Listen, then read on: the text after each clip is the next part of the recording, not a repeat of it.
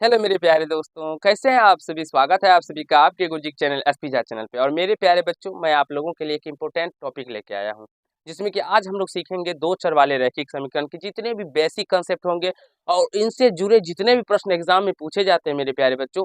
आज लगभग मेरे प्यारे बच्चों 20 ऐसे प्रश्न होंगे जिसका आंसर आप लोग आंख बंद करके भी दे सकते हैं, लेकिन आपको इस वीडियो को शुरू से लेकर अंत तक देखना होगा इसके लिए मेरे प्यारे बच्चों। क्योंकि आज मैं आप लोगों को इसमें इतने अच्छे तरीके से दो चर वाले रैखिक समीकरण के आप लोग कह सकते हैं इसके पूरे चैप्टर को ही आज मैं कुछ यानी कि कुछ मिनट का वीडियो होगा जिसमें कि मैं पूरे चैप्टर को ही खत्म कर दूंगा।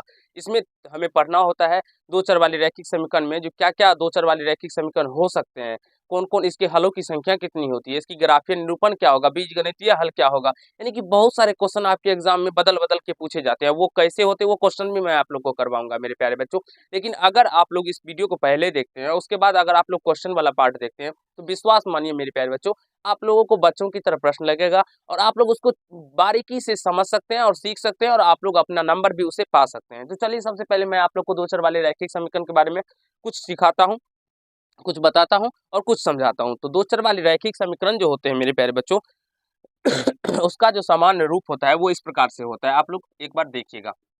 जैसे कि हम बात कर सकते हैं a1x plus b1y plus C equal to 0। एक तो ये हुआ, दूसरा होता है a2x plus b2y plus C equal to क्या हो जाएगा मेरे प्यारे बच्चों c1, और यहाँ से ये c2 हो जाएगा इक्वल टू 0 हो जाएगा।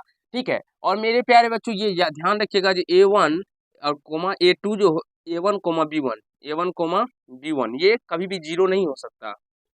a1 coma b1 not equal to 0 और a2 कोमा b2 ये दोनों टर्म कभी भी 0 नहीं हो सकते। अगर ये दोनों 0 हो जाएंगे मेरे प्यारे बच्चों तो ये फिर दो चर वाले रैखिक समीकरण ये नहीं होंगे। और अगर हम बात करें यहाँ से a1 b1 c1 a2 b2 c2 तो ये कोई वास्तविक संख्या है। वास्तविक संख्या का मतलब हुआ इसका मान कुछ भी हो सकता है, √2 भी हो सकता है, 2 भी हो सकता है, 3 भी हो सकता है, -5 भी हो सकता है, 4/5 भी हो सकता है, 1.5 भी हो सकता है। यानी कि इसका मान कुछ भी हो सकता है, ये वास्तविक संख्या है मेरे प्यारे बच्चों। हाँ, लेकिन याद रखिएगा वास्तविक संख्या है लेकिन 0 नहीं होगा इसका मान, ध्यान रखिएगा। जो a1 और b1 जो है c0 हो सकता है मेरे प्यारे बच्चों, लेकिन अगर हम बात करें a2 और b2 का भी तो ये भी 0 नहीं होगा, ना तो a1 और b1 0 होगा। हाँ, c1 c2 0 हो सकते हैं।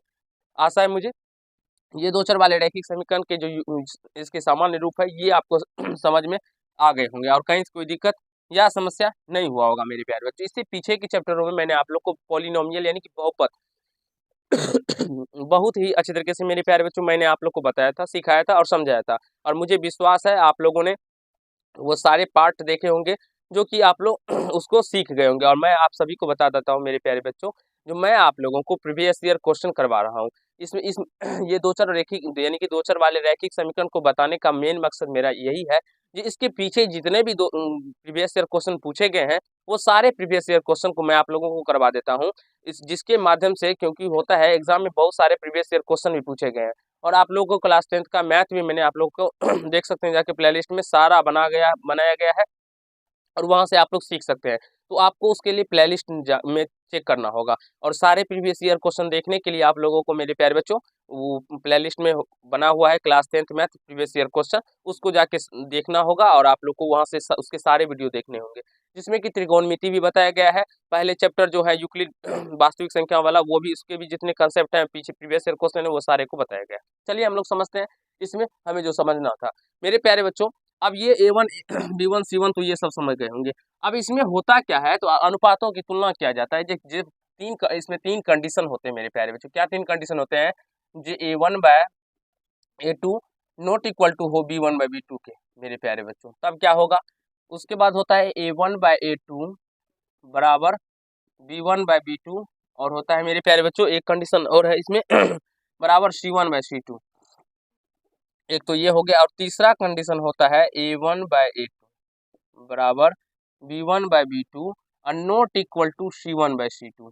ये तीनों कंडीशन होते हैं और जिसे कि आप लोग को सीखना होता है। इन्हीं तीनी कंडीशनों से हम लोग इसके ग्राफीय निरूपण कैसे होंगे वो सीखेंगे, इसके बीजगणितीय निरूपण कैसे होंगे किस प्रकार का होगा वो सीखेंगे और किसका समीकरण युग्म कैसा होगा, वे भी पूछे जाते हैं। दे दिया जाता है a1/2 not equal to b1/b2 का समीकरण युग्म कैसा होगा, या कोई आपको इक्वेशन दे दिए जाएंगे, वहां पे आप लोग को बताया जाएगा इसका समीकरण युग्म कैसा होगा, तो वहां पे आप लोग गलत करके आ जाते हैं, क्योंकि आपको पता ही नहीं होता है कि a1/2 b1/b2 c1/c2 होता क्या है और निकालते कैसे हैं। जैसे अगर हम एक मान लेते हैं मेरे प्यारे बच्चों, एक क्वेश्चन ले लेते हैं, जैसे कि 2x + 3y और -4 इक्वल टू 0 हो, और यहाँ से 3x + 2y और -2 इक्वल टू 0 हो, तो यहाँ से हम लोग a1 का बात करें तो a1 ये हो जाएगा, ये हो जाएगा a1, ये हो जाएगा b1 और ये हो जाएगा c1, ये हो जाता है a2, ये हो जाता है b2 और ये हो जाता है c2। तो यहाँ से लिखना चाहेंगे a1 तो क्या हो जाएगा 2, b1 क्या हो जाएगा 3 और c1 क्या हो जाएगा मेरे प्यारे बच्चों, तो यहाँ से -4 निकल के आ जाएगा। उसी प्रकार से a2 क्या हो जाएगा 3 हो जाएगा, b2 क्या हो जाएगा मेरे प्यारे बच्चों 2 हो जाएगा और c2 क्या हो जाएगा यहाँ से -2 निकल के आ जाएगा। तो इस प्रकार से आप लोग a1 b1 c1 c2 निकाल सकते हैं, और ये निकालने के बारे में मैं आप लोग को आगे सिखाऊंगा भी। पहले आप लोग यहाँ पे सीख लीजिए अच्छे तरीके से। तो जब भी a1/a2 not equal to b1/b2 हो मेरे प्यारे बच्चों, तो इसका जो ग्राफीय निरूपण होता है वो प्रतिच्छेदी रेखा होता है। ये पूछा भी जाता है इसका ग्राफीय निरूपण कैसा होगा, तो यहाँ पे ध्यान रखिएगा, ये क्या होंगे, तो प्रतिच्छेदी रेखा, प्रतिच्छेदी रेखा। एक बार आप लोग ध्यान से देख लीजिए मेरे प्यारे बच्चों, सारे चीजों को मैं इतने अच्छे से सिखा दूंगा आप लोग को, जो एक भी प्रश्न आपके एग्जाम में नहीं छूटेंगे। हाँ, पहले आप लोग को पेशेंस होके वो देखना होगा मेरे प्यारे बच्चों, ठीक है। देखिए यहाँ से ये प्रतिच्छेदी रेखा हो गया। अब जब a1/a2 बराबर b1/b2 हो और बराबर c1/c2 हो, तब इसका ग्राफीय निरूपण पूछा जाए, तब इसका ग्राफीय निरूपण क्या हो जाता है मेरे प्यारे बच्चों, तो ये समपाती रेखा हो जाता है। ये क्या हो जाता है, समपाती रेखा, समपाती रेखा हो जाता है। हाँ, अगर प्रतिच्छेदी रेखा का बात करें तो ये इस प्रकार से इंटरसेक्ट करेगा एक दूसरे को, और अगर समपाती रेखा का बात करें तो मेरे प्यारे बच्चों, ये अगर मान लीजिए इस प्रकार रेखा है तो इसी के ऊपर एक रेखा और होगा, जैसे कि दोनों रेखा एक ही पे होगा मेरे प्यारे बच्चों, ठीक है। कह सकते हैं इसको ओवरलैप करता है ना ये, तो ये दोनों रेखा जो हो जाएगा ये क्या हो जाएगा, समपाती रेखा रेखा हो जाएगा। और ये दोनों रेखा एक दूसरे को इंटरसेक्ट कर रहे हैं, काट रहे हैं, तो ये क्या हो जाएंगे मेरे प्यारे बच्चों, तो ये हो जाएंगे प्रतिच्छेदी रेखा। आई होप मेरे प्यारे बच्चों यहाँ तक आपको समझ में आया होगा। अब a1/a2 बराबर b1/b2 not equal to c1/c2 हो, तो इस कंडीशन का जो ग्राफीय निरूपण होता है वो समांतर रेखा होता है, समांतर रेखा होता है। वो क्या होता है मेरे प्यारे बच्चों, मेरे प्यारे नन्हे मुन्ने छात्र छात्राओं, वो समांतर रेखा होता है। और मुझे विश्वास है मेरे प्यारे बच्चों, आप लोग को यहाँ तक समझने में कहीं से कोई दिक्कत या समस्या या तकलीफ नहीं हुआ होगा, और इसे आप लोग समझ सकते हैं। मेरे प्यारे बच्चों, बहुत सारे टीचर भी करते क्या है, इसको डायरेक्टली लिख के एक बार दो बार बता देते हैं, तो वहाँ पे आप लोग अच्छे से सीख नहीं पाते हैं। लेकिन अगर आप लोग इसको बारीकी से देखिएगा, समझने का प्रयास कीजिएगा, तभी आप लोग इसको सीख पाइएगा और आपके माइंड सेट में बैठ पाएगा। अब जब देखिए प्रतिच्छेदी रेखा है, तो ये कहीं एक बिंदु पे काट रहा है, तो देखेंगे तो एक बिंदु पे जब काट रहा है तो इसके हल जो होंगे वो मेरे प्यारे बच्चों एक हल होंगे। इसके हलों की संख्या जो होंगी केवल एक हल होंगे, केवल एक हल। इसके जो बीजगणितीय निरूपण होगा इसके केवल एक हल होंगे। जैसे हम लोग अद्वितीय हल भी कहते हैं, अद्वितीय हल भी, अद्वितीय हल भी कहते हैं। अद्वितीय हल का मतलब हुआ मेरे प्यारे बच्चों दूसरा हल नहीं होगा, केवल और केवल कितने हल होंगे, एक हल होंगे। हलों की संख्या पूछी जाएगी, अगर a1/a2 बराबर नॉट इक्वल टू b1/b2 हो तो उसमें हलों की संख्या कितनी होगी, तो एक हल होंगे, केवल और केवल अद्वितीय हल होंगे। ठीक है, आशा है समझ में आ गया होगा।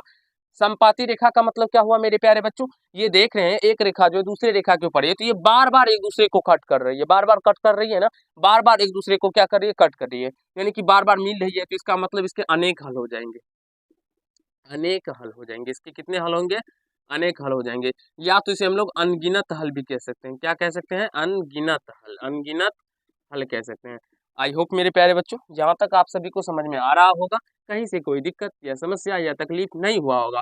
हाँ, अगर आप लोग को पूरे बेसिक से पढ़ना है तो मैंने आप लोगों को बहुत ही अच्छे तरीके से पढ़ा रखा है मेरे प्यारे बच्चों। आप लोग प्लेलिस्ट में जाके चेक कर सकते हैं, या आप लोग कहेंगे तो आपके डिस्क्रिप्शन बॉक्स में मैं आप लोग को उसका लिंक को दे दूंगा। आप लोग वहां से जाके उसको पूरे बेसिक से पढ़ना चाहते हैं तो पूरे बेसिक से भी पढ़ सकते हैं, वहाँ पे मैं आप लोग को लिंक दे दूंगा। ठीक है, अब समांतर रेखा का बात करते हैं तो इसके कितने बीजगणितीय निरूपण होंगे या कितने हल होंगे। तो देखिए ये एक दूसरे को कभी भी इंटरसेक्ट नहीं करेगा, यानी कि ये एक दूसरे को कभी भी आपस में नहीं काटेंगे। तो जब ये एक दूसरे को कभी भी नहीं काटेंगे तो इसके कोई हल नहीं होंगे मेरे प्यारे बच्चों, कोई हल नहीं होंगे, इसके कोई हल नहीं होंगे मेरे प्यारे बच्चों। ठीक है, आशा है मुझे आप सभी को समझ में आ गए होंगे। और ये कभी कभी अनेक हल या कभी कभी अनगिनत हल भी दे दिया जाता है, इसलिए मैंने आप लोग को यहाँ पे कोष्ट में अनगिनत हल लिख दिए मेरे प्यारे बच्चों, और वहाँ पे भी अद्वितीय हल लिख दिए, क्योंकि अद्वितीय हल आप लोग को देखने को मिलता होगा। ठीक है, अब देखिए समीकरण युग्म कैसा होता है। तो मेरे प्यारे बच्चों, जिसका केवल एक हल होता है इसका समीकरण युग्म होगा संगत। इसका क्या होगा? संगत होगा, क्योंकि जिसका भी कुछ ना कुछ मान होगा उसका समीकरण युग्म संगत हो जाएगा। इसका भी मान निकल के आता है तो ये भी संगत हो जाएगा इसके समीकरण युग्म में। और इसका कोई हल नहीं होता है तो इसका जो समीकरण युग्म हो जाएगा असंगत हो जाएगा। मेरे प्यारे बच्चों, ये सारे क्वेश्चन ही क्वेश्चन है। मैं आप लोग को जब आप लोग को क्वेश्चन करवाऊंगा तो वहां पे आपको बताऊंगा, या जब आप लोग गैस पेपर अपना उल्टा के या प्रीवियस ईयर क्वेश्चन को देखेंगे या क्वेश्चन बैंक लेके प्रीवियस ईयर क्वेश्चन देखेंगे, तब आपको पता चलेगा मेरे प्यारे बच्चों जो इस तरह के प्रश्न कितने पूछे गए हैं ये आप लोग कह नहीं सकते हैं। दो समीकरण दे दिया जाता है, उसमें पूछा जाता है इसका समीकरण युग्म कैसा होगा वो बताइए। तो सिंपली आपको वहां पे कुछ नहीं करना होता, आपको a1/a2 चेक करना होता है, b1/b2 चेक करना होता है, c1/c2 चेक करके देख लीजिए। अगर a1/a2 not equal to b1/b2 आता है तो उसका समीकरण युग्म संगत हो जाएगा। अगर a1/a2 बराबर b1/b2 बराबर c1/c2 आ जाता है तो भी इसका समीकरण युग्म संगत ही होगा। हाँ, अगर a1/a2 बराबर b1/b2 not equal to c1/c2 आता है तब उसका समीकरण युग्म असंगत हो जाएगा। तो बस इतना ही समझना होता है मेरे प्यारे बच्चों। अब इसका निकाय भी पूछा जाता है, तो ये मेरे प्यारे बच्चों हो जाएगा अवरोधी। ये क्या हो जाएंगे? तो इसका जो निकाय हो जाएगा वो अवरोधी हो जाएगा, इसका आश्रित हो जाएंगे और इसका विरोधी हो जाएंगे।